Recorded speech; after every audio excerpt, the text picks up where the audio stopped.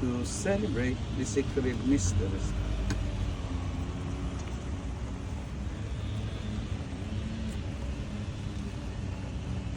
Lord Jesus, you reconciled us to one another and to the Father. Lord, have mercy. Lord, have mercy. Lord Jesus, you heal the wounds of sin and division. Christ, have mercy. Christ, have mercy. Lord Jesus, you intercede for us to the Father. Lord, have mercy. Lord, have mercy. May Almighty God have mercy on us, forgive us our sins, and bring us to everlasting life. Amen. Let us pray. O God, Almighty Father, our faith professes that your Son died and rose again. Mercifully grant us through this mystery your servant Anita, whose death anniversary we're celebrating, may rejoice to rise again through him, who lives and reigns with you in the unity of the Holy Spirit, one God, forever and ever. Amen. Please be seated. Ito ang pasakatay. Ito lang.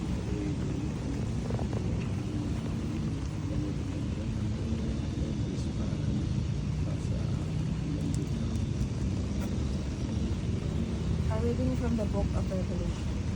Then I saw a new heaven and a new earth. The former heaven and the former earth had passed away, and the sea was no more. I also saw the holy city, a new Jerusalem, coming down out of heaven from God, prepared as a bride adorned for her husband. I heard a loud voice on the throne saying, Behold, God's dwelling is with the human race. He will dwell with them, and they will be his people, and God himself will always be with them as their God.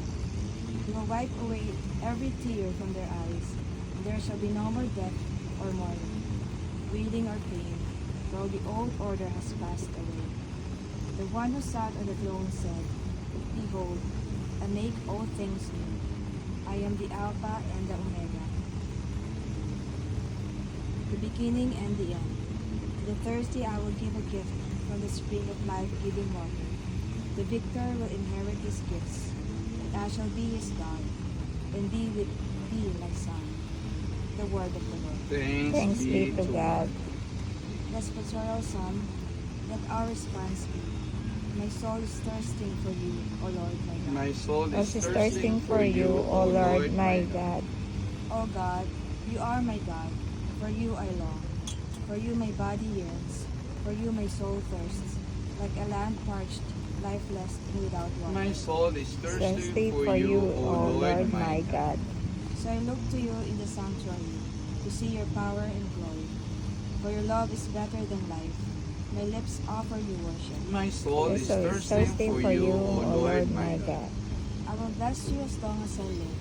I will lift up my hands, calling on your name. My soul shall savor the rich banquet of praise. With joyous lips of my mouth shall honor you. My My soul soul is is thirsting for you, O Lord my God. God. That you indeed are my help, and in the shadow of your wings I shout for joy. My soul clings fast to you. Your right hand upholds me. My soul is Soul is thirsting for you, O Lord my God. my God. Seek ye first the kingdom of God and his righteousness.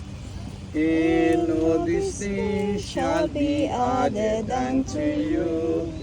Alleluia, Alleluia. The Lord be with you. And with your spirit.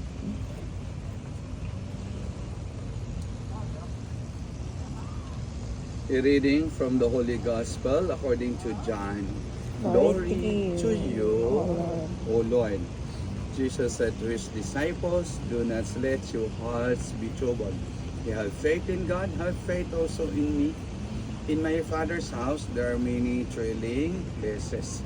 If you were not, I would have told you that I'm going to prepare a place for you. And if I go and prepare a place for you, I will come back again and take you to myself, so that's where I am, you also may be. Where I am going, you know the way. Thomas said to him, Master, we do not know where you are going. How can we know the way? Jesus said to him, I am the way and the truth and the life. No one comes to the Father except through me.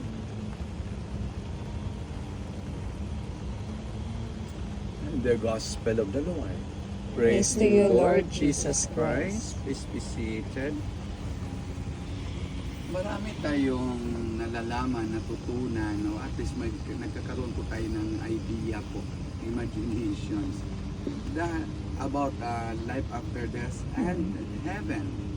Yung mga nakatira doon, dahil sa Biblia. Yeah?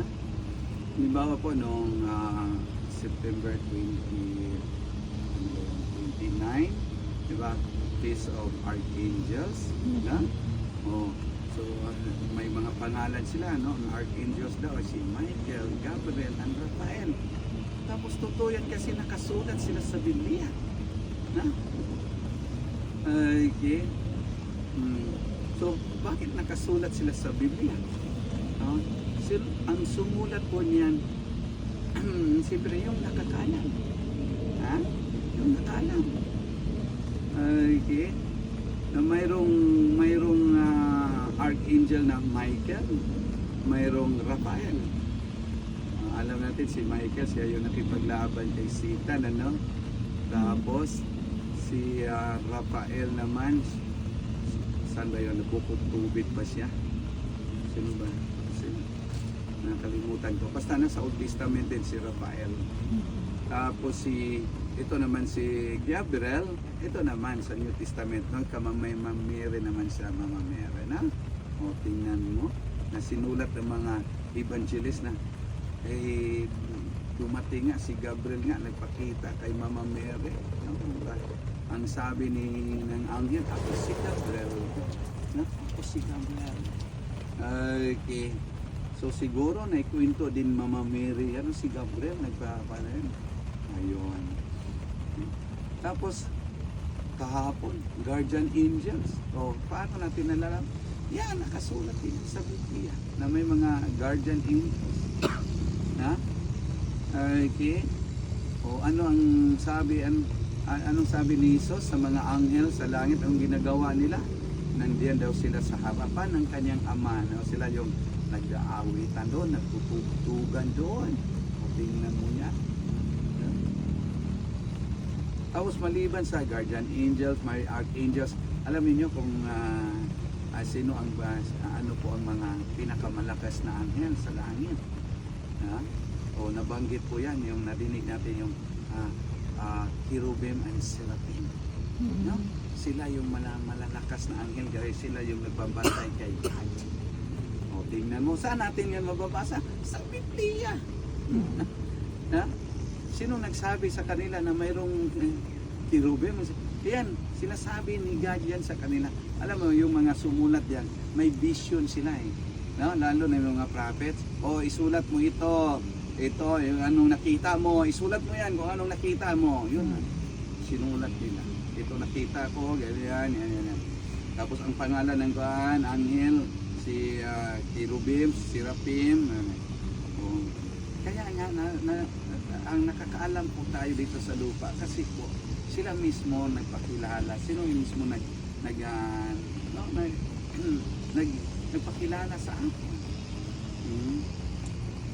Kaya nga kung may marami na tayong alam yung buhay after death, so diba sinabi ni Jesus na yung muling pagkabuhay, no?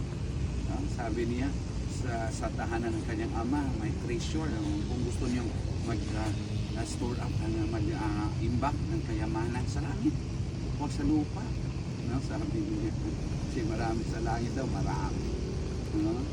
Okay. So tingnan mo, no? Kahit papaano, kahit wala pa tayo doon, at least alam natin, no? Tapos sabi ni San Pablo na mayroon daw tayong walang hangganang tahanan na hindi gawa ng kamay. Kapag hindi gawa ng kamay po, ibig sabihin walang umpisa, walang wakas, no? Kapag gawa kasi ng kamay, siyempre foundation hanggang kumplito na, no, di ba? Pero sabi ni San Pablo, mayroon tayo ng tahanan sa langit, hindi gawa ng kamay. Yung tahanan na yan, ano po yan? Walang hangganang tahanan po yan. hindi nasusunog, hindi na nagigiba. Alam niyo yung pinakita sa Lindol, no? May mga bahay doon ako. Ay, grabe. Magandang, makita ko mo naman na magandang bahay, oh. Wala, wasak. Nung nagkaroon ng malakas na lindol sa New Zealand, ay mayroon akong kakilala na nandoon siya. Sabi niya, Father, nakita ko talaga, Father. Nung nakita kami personal, sabi, nakita ko talaga, Father, yung mga nasira ng mga building at mga bahay, wasak. Sabi niya, wala din, Father, pala, no? Pinaghirapan mo ng ilang taon. Tapos masita. Ang sabi niya, wala din talaga na. Basta, ipinundar mo, no? Pinaghirapan mo. Kung nagtrabaho ka for how many years? 20 years, 30 years, baka 40 years. No? O di ba, o di kaya ancestral house. Tapos nagkaroon ng lindol, wasak. Ay, iwan na. Kaya nga, sabi, tama si Jesus, hindi gaano tayo mag-alala sa anong mga bagay dito sa lupa dahil temporary lang naman yan. Tahanan natin, hindi naman forever. Kahit anong ganda ng tahanan natin, iiwan din natin. No? Kahit anong ganda ng tahanan ni Kingdom ni Kibuloy, na si Kibuloy nasa ospital, nasa kulungan. Kahit anong ganda ng tahanan ng mga involved sa Ghost Projects, wala din, kulungan. Nasa wala, tingnan ninyo. Ang gaganda ng mga bahay, yung pinaggastusan ng ilang milyon yan. O tapos, ang titirahan nila ngayon, maliit pa dito, no? Ikaw lang kaso. Na? Wala rin. Kaya nga, hindi nga talaga yan. Ang bagay dito, mga bagay sa mundo, hindi talaga yan ang 100% ang mahal na yan. Okay? Dahil nga, iiwan din natin yan. Ha? Ang mga ito dito sa lupa. Iiwan natin. Okay? Ang mahalaga pa rin talaga ay ang Diyos. At higit sa lahat ang pagsunod sa kanyang kalooban. Ha? Kaya mga utos, mga turo. Yun talaga ang very important na gagawin natin.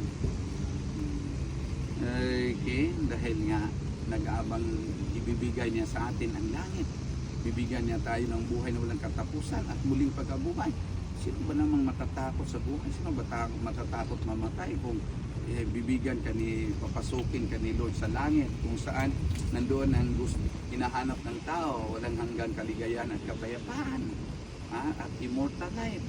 Diba? O, kung mamatay ka man, nandiyan ang muling pagkabuhay. So, bakit tayo mag-alala? Bakit tayo matatakot? Nothing to worry, di ba? Okay, kaya nga ito ay plano ng Diyos, mga gawa ng Diyos na kaya nga mahalin natin ang Diyos, na pakinggan natin siya at ating susunod tayo sa yapak ni Jesus upang sa pag-alis natin sa lupang ibabaw, doon niya tayo dadalhin. Doon niya tayo dadalhin sa walang hanggang tahanan na hindi gawa ng kamay. Tumayo po. Brothers and sisters, Jesus Christ is risen.